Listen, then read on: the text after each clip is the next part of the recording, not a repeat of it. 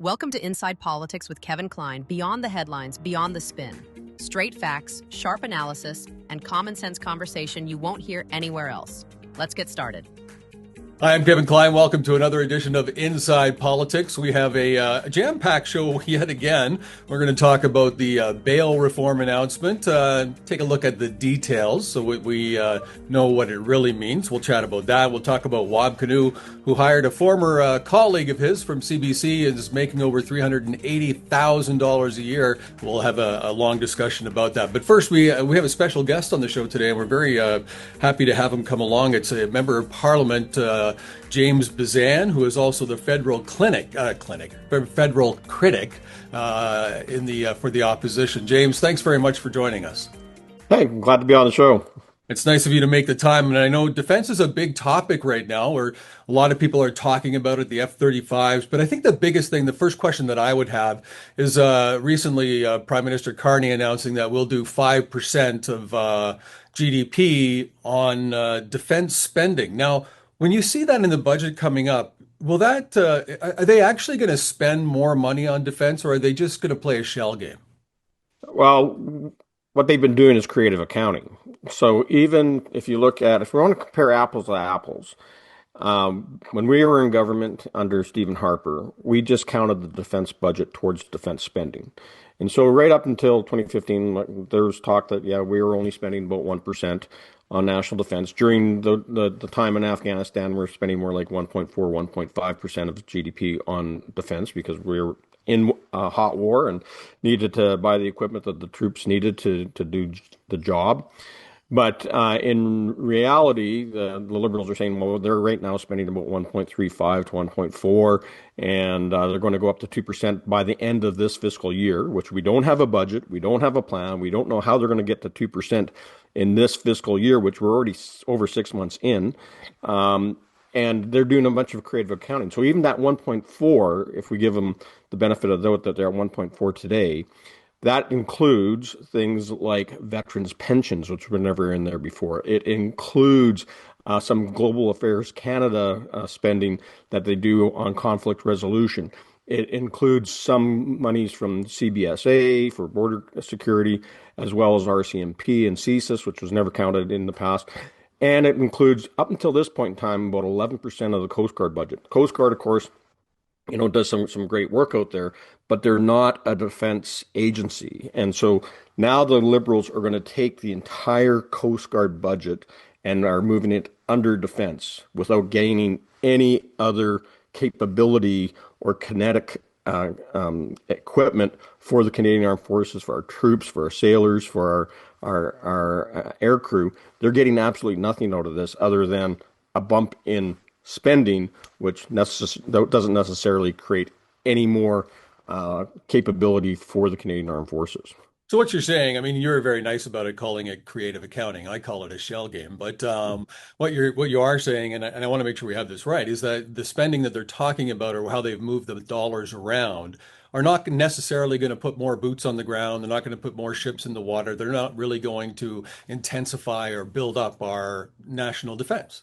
No, and so there's a few things that we're expecting in the budget, which comes down November 4th, is, they said that they're going to give a 20% raise to the troops. Well, they announced that back 6 months ago, and the troops still haven't seen the money. So, that's an easy way to spend some defense dollars, but it still doesn't get us anywhere near 2%. What I expect to see is that the only way that they can actually get to 2% by the end of this year, never mind work towards 5% over the next 10 years, is they're going to have to put out a pile of dollars on things like Golden Dome, which, Carney has talked about, Trump says we're going to buy in. And even with that, a lot of Golden Dome is still in the developmental stage. It's very nascent. The space nodes that they want to add into the protection of North America hasn't even been developed yet. And so there's going to be a bunch of money that goes out from Canada potentially to get to 2% and above without actually, again, doing anything that protects Canada today. Yeah, you've touched on so many issues that cause such concern for Canada. I don't call it creative accounting. I call it caustic accounting because it's so corrosive to Canadian defense and interests, right? So it's really a terrible thing. And you raised some other issues that I just want to touch on. They involve what's happening in Ukraine. Canada, in my view, and I imagine it's one you share, but I don't know, faces threats from every single direction. They're differential threats. We see Ukraine on the front line. We have troops and whatever tanks we have are in the Baltics. We're facing hypersonic missile technology from Russia, China, even Iran to some degree. And meanwhile, Carney in this performative thing talks about, boycotting Israel that has the most battle-tested technology and radars and what have you. And I just don't understand it, because shouldn't we be protecting Canadian values and interests and being prepared for the upgrades of NORAD and in the Baltics, the things we really need? What are your thoughts about that? Well, NORAD modernization is actually something that we're studying at the National Defense Committee right now. And as vice chair of that committee, I've been pushing pretty hard to make sure that we are seeing dollars actually invested in new capabilities. Joining ballistic missile defense has to be first and foremost part of NORAD, something that we've supported for a long time. Wasn't politically able to back in the day because of Paul Martin's original decision and John Chrétien that they weren't going to have any part of it. But times have changed because of as you mentioned, Lawrence, when you look at everything from hypersonic missiles to close-in range cruise missile launches that could happen from a submarine popping up off our shores and firing in. When you look at, the advancement in drone warfare, air defense is something that Canada is sorely lacking in, and that's where the major investments need to happen. Golden Dome down the road, yes, we need to be part of that and do the responsible thing as an ally for continental security and defense. But let's get what's working today and get it on Canadian territory. I was up looking at the North Warning System in Iqaluit and actually at Tuktoyaktuk over the past year. North Warning System, which is our radar that's on the continent and doesn't actually cover the Arctic archipelagos at all, but they're aging out. Their end of lifespan is this year. Right. So we're talking about technology that's already over 30 years old that is starting to rust out and play out and what's worn out. But at the end of the day, what's the replacement? They're talking about over the horizon radar systems that are going to be actually mainly in the south and one up north. But it doesn't replace what the North Warning System does, especially when it comes down to tracking incoming threats. It can detect with the over horizon, but can't track. And so we need to make sure that we still have a plethora of different technologies, including the upgrades or replacements of the North Warning System, as well as the over-the-horizon radar system, to make sure that we are using every sensor possible to monitor any threats that are coming into our airspace, our maritime space, and having the right way to defend Canada and the continent. So, James, if I can jump in for a second, I mean, it sounds like you're saying our technology up north is at end of life, and I agree with you on that. When I imagine it, I imagine somebody standing in a tower with binoculars is what we probably have right now. But we also hear a lot from people in politics, but not necessarily the average Canadian or mainstream media talking about how important it is to have to strengthen our defense in northern Canada, in the north. And I don't see any spending, and I haven't heard of any plans to invest not just in the technology, but even to invest in having more troops present. I mean, if we're going to have a northern port, whether it be Churchill or somewhere else, would we not want to protect those waters more? I have a friend of mine that works in the Canadian Armed Forces, and he mentioned to me that there's Chinese and Russian boats up there many, many times, and they're not prepared. They're not qualified or ready to deal with that. When I was in Tuktoyaktuk, there was 6 Chinese, research vessels sailing around only 200 nautical miles off the shores of Canada and the United States up on the edge of the Beaufort Sea. We have to make sure that we can respond to that. We know that those research vessels that the People's Liberation Army Navy use up there as part of they call them Coast Guard science vessels, but they are dropping surveillance buoys. They are trying to get a handle on the resources that are available.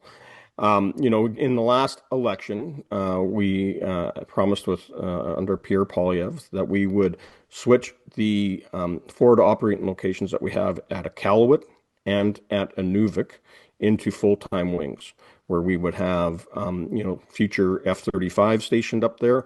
The wings those locations have to be upgraded to handle F-35s anyway. If the Liberals actually put plain politics on that procurement and buy the F-35, which is what our Air Force, our Department of National Defense have been asking for, and they did again last week. They want the F-35. It's the best possible plane to defend Canada and protect our aviators. If we're going to be dealing with fifth generation stealth fighter aircraft from other countries, then we better have a fifth generation stealth fighter ourselves. And if you're going to put the money into upgrading those forward operating locations, then let's make them full-time wings that we can always have presence up there, a permanent presence, not persistence presence, and that we can also have the new P-8 Poseidon maritime surveillance aircraft up there. Canada's looking at buying AWACS. They should be up there. The more that we can have presence and quickly intercept, especially in the Western Arctic, almost all the aerial incursions and the maritime exploration that is being done by Russia, China, and others, we need to have presence up there. And that means that we also need a Navy base, more of a naval presence. And so making use of Churchill makes sense, as well as probably Tutayutuk, Grays Bay is another place that there's been discussion. But these decisions have to be made, and those investments have to happen now, not 10 years from now. War is not waiting for Canada to get her act together. And unfortunately, what we're witnessing is a lot of talk, but no walk out of these Liberals. On procurement, because you touched on it for the F-35s, and we see a problem really with the Liberals and maybe many governments over the years. Now, Mr. Carney has announced a procurement office, another level of bureaucracy. We saw you at committee asking every person there, do you agree with the F-35 or not? Everybody agreed. What's your question, Lawrence? Instead, we see Mr. Carney saying, here's a bureaucracy, here's my friends at Goldman Sachs at $500,000 each or more. So the question is, what's wrong with procurement and how do we fix it? So procurement is inherently risk adverse the way it's been done for far too long. We have to get around that by, streamlining through using national security exemptions, because we need this equipment today. It doesn't necessarily, negate the responsibility of government to follow Treasury Board guidelines to ensure that procurement is responsible. But what the Liberals have done is created a new bureaucracy within a bureaucracy with their Defense Investment Agency. They went and hired Mark Carney's buddy, Doug Guzman, who worked with him in Goldman Sachs, RBC background as well. And he's getting $679,000. He's now the highest paid political appointee in this Liberal government. And with the bonuses, has the potential to make up to $1 million a year. So, and then you look at this guy's resume, it doesn't say defense or procurement anywhere in it. So we're getting an investment banker to take over an agency who, again, is going to potentially undermine current procurements that are underway, and you're going to have to, have this agency within procurement in Canada, and I just don't see how that is actually going to benefit us in any way, shape, or form in cutting red tape, reducing the political interference that we see from these Liberals all the time. F-35 is a key point that they played politics on this procurement for the last 50. And we need to just go out there and get the equipment that we need today so that Canadian Armed Forces can train, that we can get their numbers back up again, because they've left because they don't feel like they're at all respected or honored by this current government. And the Liberals have been, doing their woke ideological experiments, and soldiers and air crew and sailors are voting with their feet and leaving en masse. And the recruitment side of it it's getting better, but it still hasn't been fixed. And we're still short of the critical equipment and infrastructure we need to support modern warfare. And we always got to remember that we are training war fighters.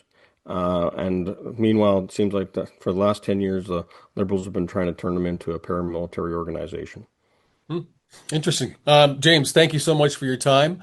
Thank you for your many years of service for Canadians and Manitobans especially. So we appreciate that, and we appreciate your insight on the defense spending and such. I think it's a topic we've got to learn more about, and a topic we have to talk more about. So thank you very Yeah, much for making the it's time. going to be the biggest spend in the budget, aside from what we spend on national debt servicing, Yeah, which is now takes way more money out of the taxpayers' pocket yeah. than even defense spending or healthcare. So it's one that we should be watching carefully. We want to make sure that taxpayers' dollars are respected, and that at the end of the day that we're getting the military equipment that we need to protect Canada and be a reliable ally for both NORAD and NATO.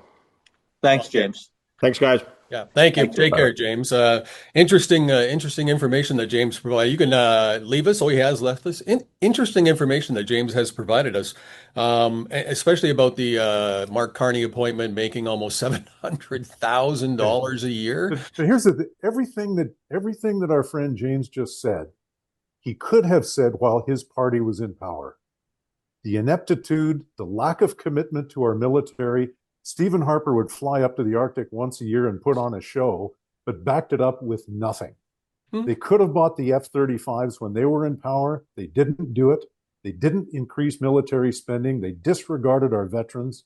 Everything that James just said, he could have said while his party was in power. Every single criticism he levied at the current government, save this one political appointee, could have been said while the Harper government was in power.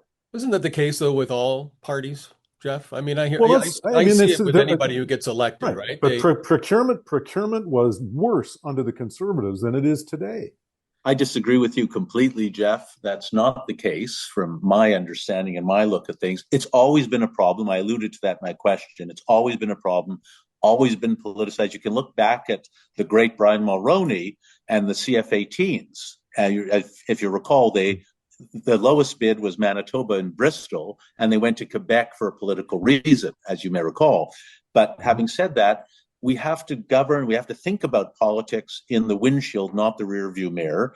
All his points he raises are spot on, at least in my view. Right, but they were spot on. They were spot on 20 years ago. And the reality of the conflicts we face today in the world, from China, from Russia, former Soviet Union, and from Iran, and even the challenges from south of the border, which are different. They're not a sort of a military threat, but they are a threat, put us in a completely different situation than what we were in back then.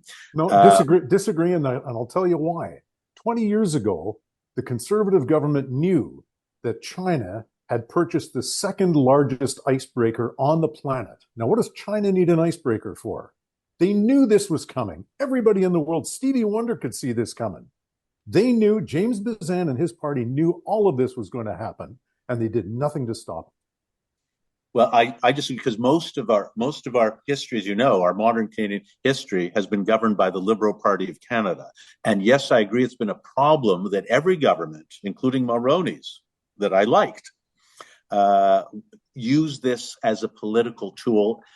And military procurement should not ever be used as a military tool. So while I agree with you in part, I disagree with you in part as well. But that's the nature of good conversation. Yeah. So I'm going to jump in a little bit here. I understand what both of you are saying, but the reality is that in politics it does change, right? So now that the defense is a bigger topic, a more discussed topic, governments are going to talk about it, and the oppositions are going to talk about it. Just like the Conservatives in Manitoba are talking about how bad the healthcare is, but when the NDP were in there, they were talking how bad the healthcare was, and back and forth and back and forth and back and forth. That's the problem with politicians. And I like the statement that Lawrence made. We've got to look through the windshield and not the rear view mirror. But Okay, but here, you guys all know the politics of this. yes, That in between elections, this is like talking about the environment. In between elections, the military is a popular topic, but it doesn't get you votes. And the only currency that these guys understand is votes. And that's why neither conservative nor liberal governments have really stepped up to back our military, because it costs a lot of money. These, the F-35, which I think everybody agrees, at least it's got some critics, but I think most of the experts agree the F-35 is the plane we should be getting. mm-hmm. They're expensive. They cost a lot of money. And while we need them, if we buy them, how many votes do you get? Jeff, and the answer is not very many. Well, Jeff, but the reality is slightly different. For example, not only did Mr. Churro cancel the F-35s as a political issue, but beyond that, if Russia decides that they're going to do a little incursion into the Arctic, a minor version of what's going on in Ukraine, they claim whatever reason they could come up with, they claim something and they incur. We can't do anything about it, and it's not reasonable to think that the Americans will jump to our defense because they see the Arctic as international waters, not Canadian waters. Trump has already said he would not. None of this is news. But allow me to finish. So my point is, we agree, I think, that Canada has to do more on military spending, has to do much better on procurement. And that's where we should be focused on. We do all agree on that, I think. We agree procurement shouldn't be political. And we agree that historically there have been problems from all parties. But we're in the situation we're in now, and it's perilous based on what China is doing and what Russia is doing, and even what Iran is trying to redo. And so that's, I think, where we have to be focused. I feel bad we've left Royce out of this entire discussion. Royce, do you have any thoughts on this? It's a good back and forth. It was a good little game of tennis. Yeah, I don't want to jump in. I mean, military issues are necessarily a kind of second order consideration for Canadian voters. Like if you have a bad encounter with the healthcare system, then that is right up familiar to your face. You're concerned with that. There's a lot of the things that Lawrence is talking about, Russian ships in the Arctic. Well, you kind of have to convince people that's important. You have to convince them that spending is important. And so when push comes to shove for Canadian politicians, military issues tend not to be the priority. It was the case. I mean, Harper was governing through that difficult economic period. Trudeau wasn't. And so there's some explanation for differences in that spending. But yeah, I mean, it's always an uphill battle convincing Canadians that we need this spending. And let's talk about what Canadians do remember. And I think one of the things they are going to remember, because it certainly caught my attention, is when James talked about the person that Carney hired to do procurement. What's a tough word to say on a Friday? But he talked about his wage being about $700,000. This is getting out of hand because we've just learned in Manitoba that Premier Wab Kinew hired one of his friends, a former reporter at CBC when he was there, I'm guessing, to be an advocate, if you will, for Manitoba in Washington, D.C. He has absolutely no business experience or negotiating experience at a corporate or international level. He was a reporter. And he's making over $380,000 a year. That's more than the premier. That's more than the mayor of Winnipeg. That's almost as much as the Prime Minister of Canada. I want to start talking about how these patronage appointments are costing Canadians, Manitobans, Winnipeggers, everyone. They're costing us hundreds of thousands, if not millions and millions of dollars now, and they're not resulting in anything. Well, the guy just got the job. So been there 5 months. Okay, but that's yes. I mean, 5 months is a pretty short time to get a trade deal done. And having said that, I know that there's going to be some outrage about the salaries that these people are making, and they're probably a little out of whack. But here's what people can relate to: if we spend $30 billion a year, and it's going to be more than that, just to service the national debt, people can't process that. What really annoys people is if the meatloaf in the parliamentary cafeteria is only $6 when they're paying $12.50 at their local restaurant. It's so. I mean, I think we need to. Can we focus on something a little bit bigger Well, then Jeff, this is whether or not this guy's making 100,000 more but than he this is a should. big deal. This is a big deal to me because this is what's wrong with politics. We're just appointing people that we know. Politicians do it. They did it when I was in politics. I saw that happen right under my feet. They're not hiring people that can do the job. And that's why we're in the position we're in. I mean, we are a have-not province in Manitoba. We're appointing people to these high-paying jobs. Okay, you can say, well, he's only been there 5 months. But what has he done? There's no key performance indicators provided to us. There's no meeting schedules provided to us. We have no idea what this person is doing. We have no idea what his resume is other than what we see online. You would think if you're going to pay somebody that kind of money, that you would hire somebody that is an expert in that field or at least has some education in that field or a little bit of experience in that field. He is not going to be able to get meetings with the corporate giants in the United States. Now, what do they do in Alberta and Saskatchewan? Well, Premier Daniel Smith and Mo Scott head down and have the meetings themselves. Premier Scott actually traveled to China trying to fix things. We're not seeing that here. Has We're it worked? handing money out to friends. We don't know Has it yet. worked? We Has it don't know worked? yet. We have no idea. Folks, does anyone think that the Republicans who control both houses and the White House don't know what the CBC is, don't know what a CBC reporter is and what they stand for? How on earth does any reasonable person think that a guy from the CBC and everything, all the bias that they've perpetrated for year after year after year, is going to open any doors in Washington? Also, how is it conceivable that Saskatchewan and Alberta and Manitoba have separate people, each earning hundreds of thousands of dollars a year? It's ridiculous. And I aired about the Goldman Sachs connection. I thought it was $500,000, $700,000 for a guy who has no experience in procurement, it's inconceivable what the incompetence that's going on. And Canadians will pay the price. I don't know if Canadians will relate to how outrageous this is, but it's completely outrageous. And the problems, Jeff, to fix the situation with trade in the United States are structural in Ottawa with Mr. Carney. They are be fixed by a trade representative for little Manitoba that sits with critical minerals in the ground, refusing to take them out of the ground. That's not going to work.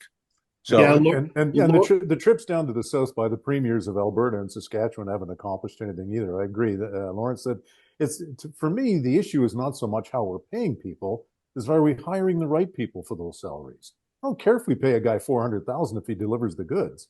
I don't care if the guy makes $750 a year procuring tens of billions of dollars worth of military equipment if he gets the job done. But are we hiring the right people? And I think that's the question. But I think people do pay attention to this. Lawrence asked, is it going to catch people's attention? I think it does. I always say this country was basically founded by a bunch of Scots who were enormous cheapskates. It's in our DNA. And a good example of that, you remember Bev Oda's $15 orange juice. She got a glass of orange juice for $15. Just destroyed her political career. There was no coming back from that. Like I say, it's a $6 meatloaf in the parliamentary cafeteria. That's what people can relate to. Yeah. And I think people do relate to this kind of stuff. Yesterday in question period, this was coming up, and the premier, Wab Kinew, said that, he hired Madden because he's got the brains and he's got the looks and he's a good storyteller. It was a little bit tone deaf. And I think that my thinking there was that Kinew is not taking it seriously, doesn't think that people are going to engage. Canadians engage with these kinds of things. Overpaid bureaucrats, wow, do they ever engage with that sort of stuff? And I think if you look at this, and you can say that if you don't mind paying a guy 400 grand if he's getting the results, Jeff, but in the corporate world, CEOs are, a lot of their salary, the majority of their salary is based on performance, right? You get paid based on what you can make happen. You can get paid, you can make more money, the company makes more money, you make more money, or you get more shares and all of that. None of that happens within government. We just hand over the check. And I agree with Royce. I get the fact that $6 meatloaf at the parliament is part of it, but I think that's what this is. Because we're seeing people struggling. We're seeing people, like you said, they don't understand that we're paying more in interest payments on our debt than we are to the healthcare system. But this doesn't help. And this is what politics has become, is these patronage appointments. Carney, we've seen Carney do it. We've seen conservatives do it. We see NDP do it. We've seen liberals do it. They all do it. But when does it stop? When does Canada say enough? Because we're on the brink financially. We're now basically going to be, told that we're in a recession here in the next couple of weeks. And it's only going to get worse when they start printing more money. The more money you print as a country, the bigger the inflation problem is going to become. And that's going to be a recession for us. If a company wants to pay their CEO, shareholders want to pay them millions of dollars, that's not really any of my business. But in the government, I'm a taxpayer. I don't know why anyone needs to get paid $700,000 a year. What are they doing? They're managing people, they're filling out forms, the same things everyone else does in government. It's just not justifiable, I don't think, and people pay attention to these sorts of things. Especially in tough economic times, it's tougher and tougher to justify this stuff. Well, the thing that for me, one of the things that's a problem in terms of the federal appointments, you're paying 700,000 with bonuses potentially $1 million a year. Okay, so the argument is he has to be competitive with the private sector, but this guy has zero experience with procurement, zero experience with any military matter. So we're paying him to get educated, to get up to a level. What exactly is he going to do? There wasn't any open competition for people with actual experience. This is Goldman Sachs hiring Goldman Sachs. And I can't help but wonder, where is Goldman Sachs invested? Does this guy still have interest in Goldman Sachs, a pension, whatever it is? Do they have investments in any aspects of the military industrial complex? Who's checking on this? It's so ripe with potential graft and problems that it's really appalling in my view. I'd like, and a part of what Jeff is saying, that, my God, sure, pay him $500,000 a year. If he's going to save us $1 billion, it's a great investment. I like that idea, but that's not what's going on here. And we shouldn't fool ourselves into thinking that that's the case. The one thing Wob has bought, as if he needed it, is more biased, positive coverage from CBC. That's what he's bought here. And I think that was his intent. I'm sure that was his intent, and it was his intent to, like, he's really trying to be this national Canadian politician more so than be the premier of Manitoba. But let's look at the fact, and let's talk about the facts. We have a lot of trade negotiations going on. We're sending government officials, we're sending bureaucrats. We've hired, provinces have hired their own people, just like Manitoba did. To Jeff's point, Premier Smith has gone down, Premier Scott has gone down, but nothing has happened in trade. I don't know how many days we're on now. There has been no trade deals announced. There's been no resolution to any of the trade issues that we're having, nothing whatsoever. But what we are seeing, and what is proven, is money and investment is leaving Canada at a record pace. We just had the parent company of Chrysler announce they're going to move their Brampton facilities for Jeep down to the United States and invest $30 billion. And the minister responsible, Minister Jolie, said, well, we might have to take them to court and sue them for defaulting on the grants that were given, the subsidies. That's certainly not going to help us attract more businesses. That's not going to help. That's certainly not going to make Chrysler go, ooh, oh no. They're going to spend $30 billion in the US. I think we have bigger problems. And to this point, why I'm bringing this up is that I don't know who we have qualified help in Canada anywhere right now. Can anyone point to anybody who's going to fix this trade crisis? Or give me any example of success that anyone in politics at any party level has had so far? Well, we're spinning our wheels right now, right? Right. Yeah. The Stellantis thing is a genuine disaster, and it's an indictment of this approach where you just kind of shovel millions of dollars to corporations so they give us a few jobs here in this country, and then they just leave. You're going to sue them. Well, that's just going to make the situation worse. The only thing you can do is try to create a better investment environment. The value of the dollar is low. Like, there are real reasons to build factories here. But when governments are not building the infrastructure necessary, when they're not serious about pipelines, when they're not serious about creating that environment, don't be surprised when corporations take the money and run, which is exactly what happened here, to the great misfortune of these workers in Ontario that are going to suffer as a result. And of course, there's no lessons learned on the part of our politicians. They want to keep the tariffs on Chinese EVs, even if it hurts Western Canadian canola producers. Well, this you can't protect these industries unless you invest in the overall environment. Politicians are just not doing it. Well, that's exactly the point. I agree with everything you've said. I'm not sure I'm convinced about allowing Chinese EVs into the country, but that's a different question. What the role of the federal government has to be is to create the economic structure, the certainty for business to encourage investment. To say, as Senator Kennedy said down in the Congress, is we should be taking the position to have no trade war, to have zero tariffs with the United States, to allow the free flow and allow competition, to get rid of supply side management. That's what we need to be doing to create certainty, to build those pipelines, to do those things that say to business, invest here. We're the best community to invest in the highest degree of freedom. And the reality is our federal governments and many provincial governments are doing exactly the opposite. If Mr. Canoe wanted to do something that would attract U.S. investment into Canada, we'd get silica out of the ground. We'd get critical minerals that the United States needs. That's what we'd be advertising. That's what we'd be holding out. That's what we'd be allowing out of the ground. Not the nonsense that we see out of both Ottawa and on Broadway and elsewhere. And Mr. Eby in Vancouver, in Victoria is doing exactly the same thing, stilting growth, acting against Canadian interests. And now we see in Brampton workers and their families and all the linkages up and down in that economy will suffer. And the worst thing that Mr. Carney did after that, this is unbelievable. There's a special dinner, a cost of about just under $2,000 a plate in Brampton for a special meeting with Mr. Carney. It's so ridiculous and so rude and blind to what's going on in the economy in Brampton.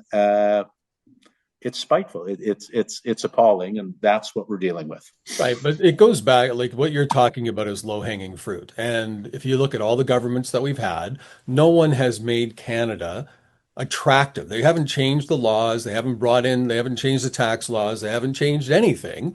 But no one has made it attractive for investment in this country. You mean in the modern period? Yeah, like it's not happening. It hasn't happened. And that's low-hanging fruit for politicians. So why wouldn't they? That's my question to you, is why wouldn't they look at doing that immediately? Because, I mean, Trump's being a protectionist, right? He's taking care of the United States. So if you're a Chrysler, are you going to sell more vehicles in the United States or are you going to sell more in Canada? Well, you're going to sell more in the US. It's just a business decision. But we haven't created that atmosphere where we can make it easy. Like you said, the dollar's low. Let's take advantage of that. Let's get it. And it doesn't necessarily take giving them money or granting them money. It's getting rid of the hurdles and the red tape that we have at all levels of government. The bureaucracy, I think, is the anchor that's pulling Canada down. How much of this move do you think by Chrysler across the 49th is an effort to avoid any tariff issues? 100%. If you manufacture your vehicles in Canada, you're going to be faced with tariffs. If you manufacture them in the States, the tariff issue is gone. Yeah, 100%. Okay, well, so what does the Canadian government do about that? Because those tariffs were imposed by the Trump administration. Mm-hmm. How do we combat that? I think I answered that question. You do it by saying it's zero tariffs. You do it by listening to Senator Kennedy and what he said. You do it by being a better, bigger free trader. Well, doesn't he have to? He has to convince his boss of that, though, doesn't he? Well, but it's not his boss. But yeah, he does. Well, it is. He is. That's how we do it. And it seems to me also, you should know, as I'm sure you do, that municipalities and governors in the U.S. offer tons of money to American industries to locate there. Not only the tariffs, but there's actually positive incentives as well. That's the nature of an international market, and we have to be competitive, but our structures in Canada are anti-competitive. That's what we have to fix. More freedom, not less red tape. That's what we have to do. Yeah, Kevin asked why politicians aren't doing this. It's because you burn through a lot of political capital. If you want to build a pipeline, Mark Carney could tomorrow say, "Yep, we're getting a pipeline. We're using federal powers to ram this through British Columbia. Let's do it." But there's going to be a lot of cost to doing that, and we see, especially with NDP politicians in the provinces, they're willing to talk a big game about these national projects, but when the rubber hits the road, when there's actually a pipeline, when there's actually natural resource development, all of a sudden they're kind of skittish. They start getting phone calls from the party activists and like, oh, maybe this isn't what we want to do. It's a lot easier for governments to just shovel money at these multinational corporations and hope that they can beat the state of Alabama. Here's a newsflash. I don't think we can. I don't think we can keep corporations here with this sort of stuff. We're learning that now. These multinational corporations are not our friends. Melanie Joly looked like her feelings were hurt as a result of Stellaris Stellaris is a video. Stellantis. Stellaris is a Stellantis. video game. Stellantis leaving. They're not our friends, and they're not going to invest here. They're not going to create jobs here unless it's right for them. And I think Jeff hit it on the head, nail on the head, right? It's the tariffs. So they left to make sure they got away from the Yeah, tariffs. it was I don't totally think, I think it's a predictable. pipe dream to think that Trump's going to have zero tariffs between Canada and the United States.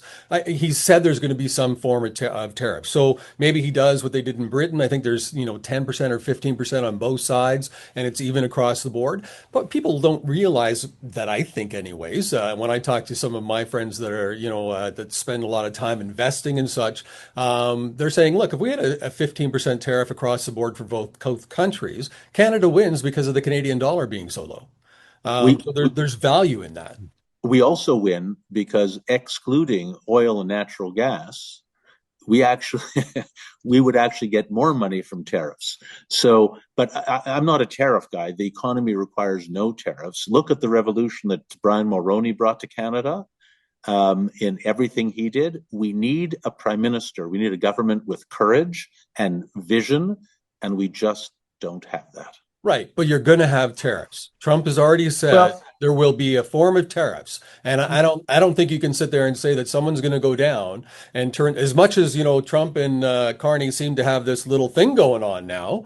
How Trump wants Carney to represent him at any time and so on. There's no Kevin, there's I nothing. think you can bank on this. When Trump says something, he generally means the opposite. You can't actually. He's a guy that gaslights, that does exactly the opposite of what he says. He'll say anything in order to get a negotiating advantage. So I don't think you should assume it's never going to be zero. I don't think I can assume it will be zero. It might be something, but it could be like the EU. It could be even lower. Mr. Trump said that with Canada, it's more difficult because we have competing industries, and we have to get them to see that we're actually not. It should be one, like the European Union, a block market. That's how we win this. Yeah, but I this, think the number one way, though, that we're not talking about, and it kind of bothers me that not everybody talks about it. We have to end the supply management thing. Like, just end it. And we have politicians that are deathly afraid to end supply management in Canada. So Well, we have to, if I could speak to that for a yeah, second, even in the Conservative Party of Canada, Max Bernier campaigned very heavily in his leadership run to end supply management, and it cost him the leadership of the Conservative Party of Canada. You can't even sell it to conservatives, I much know, less anybody else. but Even that's though the it might be problem. even though it's probably the right thing to do, Yeah, you can't sell it. Well, but it's not why? that you can't sell it to conservatives. You can't sell it to anyone in Quebec. That's the problem. It's a Quebec and Ontario farming problem. And they have a big lobby in the Conservative Party. That's the issue. It's not conservatives elsewhere. It's right there. That's the issue. And Jeff and Kevin and Royce, I think we all agree supply management needs to go for the benefit of lower income Canadians, all Canadians. yeah, no, I think conservatives are open to it, but the dairy farmers have a lot of money to throw around in leadership contests. That's how Andrew Scheer won the leadership of the party.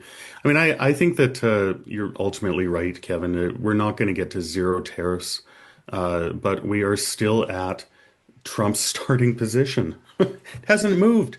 And so we have to hold the government accountable. They should be getting a better deal for us, and specifically for us in Western Canada. Our concerns need to be taken into account.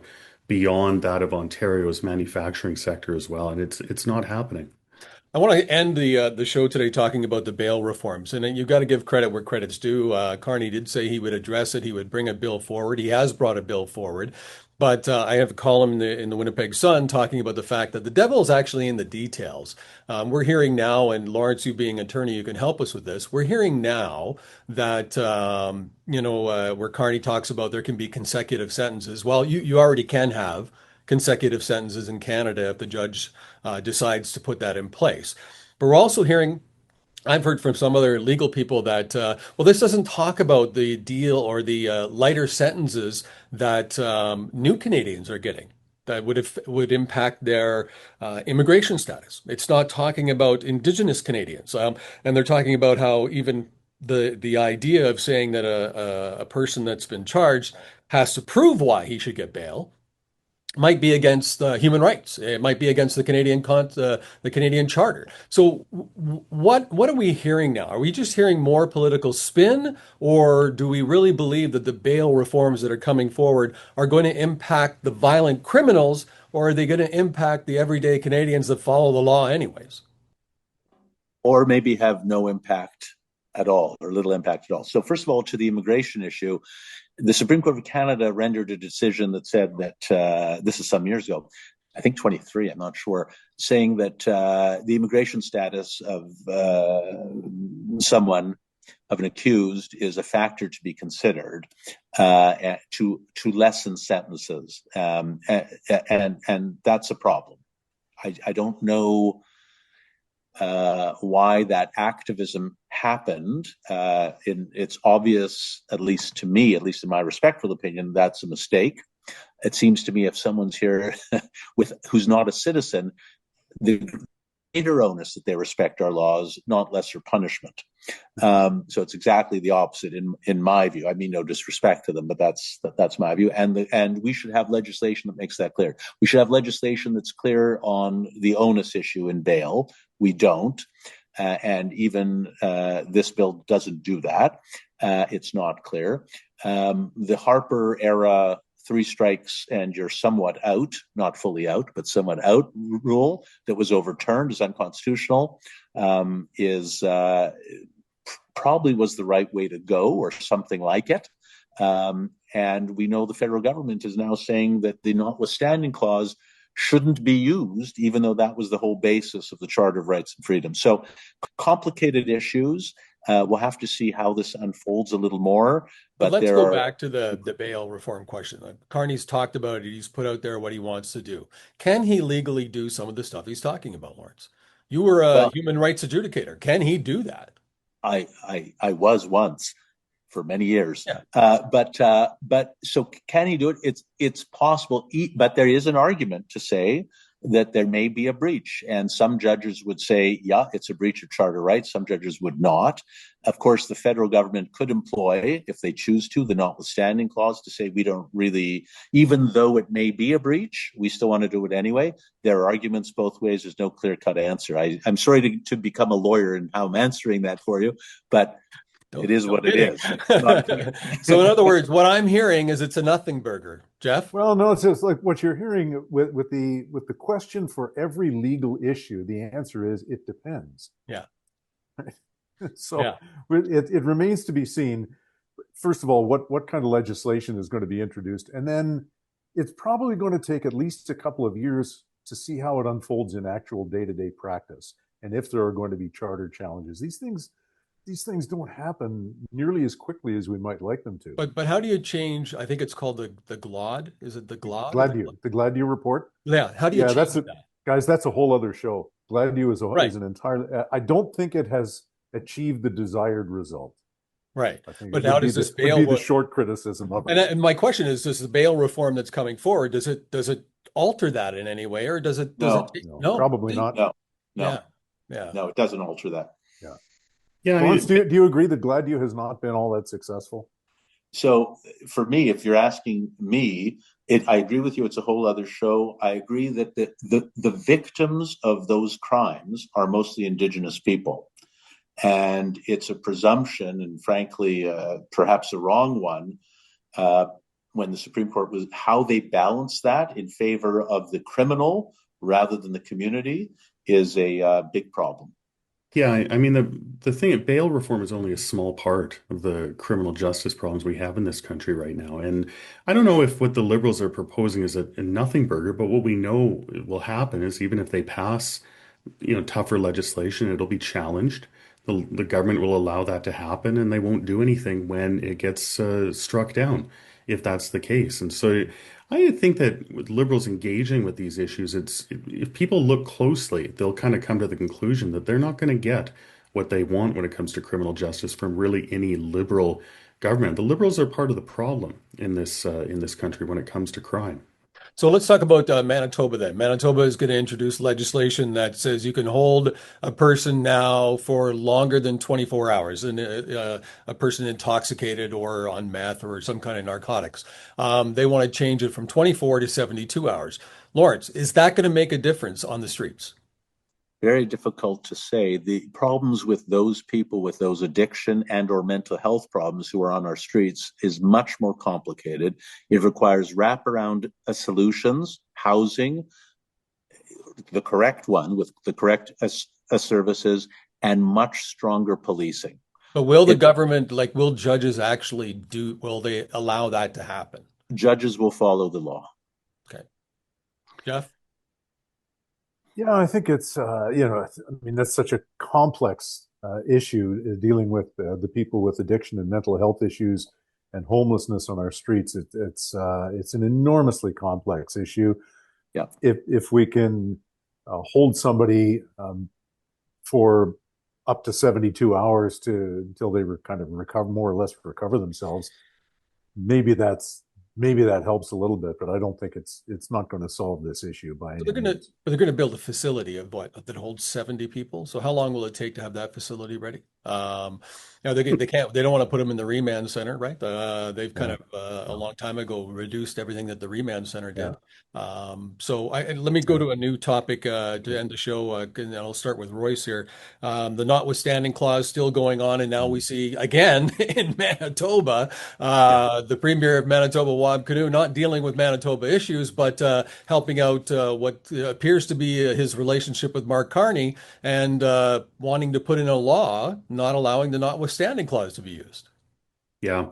So the idea there is that the provincial government could use the notwithstanding clause, but if they did that, they would have to refer the case to a court to rule on its constitutionality anyway. So it wouldn't really accomplish anything. The argument is that it would educate Manitobans about what's actually happening. My argument is that if the government of Manitoba is using the notwithstanding clause, I think it's going to get covered in the media. People are going to pay attention to it. They always do when this happens. He's also introducing it at a point in the legislative session where it's not going to pass. It's going to die on the order paper. So it raises the question, what's the point of this? Is it to raise the Premier's profile? Yeah. I mean, Yes. come on. Nationally. He's using DEI as one of the reasons, right? Well, you have to call somebody by the right pronoun. We don't want a government being able to change that. He's attacking Quebec. This kind of stuff drives me nuts. We've got lots of problems here in Manitoba. Let's have the government of Manitoba keep its head down, focus on our problems rather than what's happening in Quebec right now.